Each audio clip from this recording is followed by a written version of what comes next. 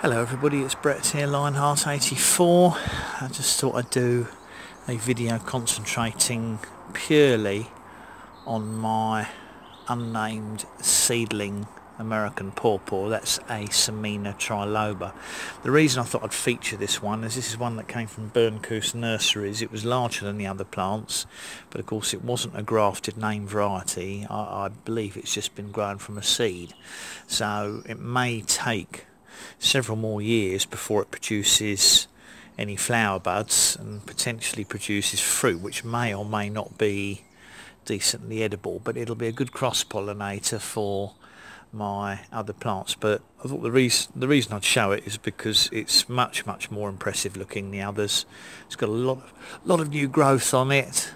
I'm going to really try and feed it this year and see if I can get some decent growth, because it only grew about 3 or 4 inches in height all last year, and in fact the new shoots are already a good sort of 3 inches long. So what I'm hoping is if I feed it and I can get about a foot's growth on it this year, there's a good chance it'll form dormant flower buds and maybe get some flowers next year. But it's just such a lovely shape and form plant. This is one of the two that I've got in ground. The other one's a very small sunflower, but as you can see it's got quite a substantial stem on it, so I really feel there's a good chance of getting flower buds on it in the next year or so. And as it's an in-ground plant, there's probably more chance of it setting and growing fruits, because it'll have a much more extensive root system than my pot grown named varieties.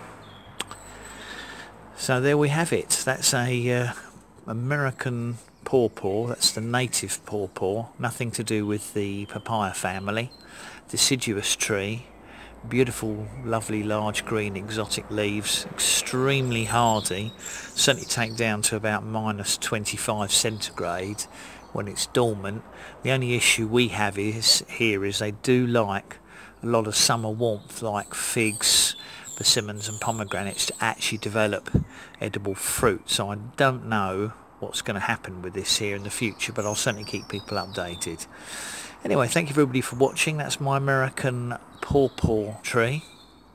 Lovely piece of exotica in the garden. It reminds me of looking at the custard apple family when you look at the leaves. You can see they've got big leaves like the cherimoyas, but these are actually deciduous, not evergreen. Probably reminiscent of loquat leaves as well, but they're not quite as thick as those.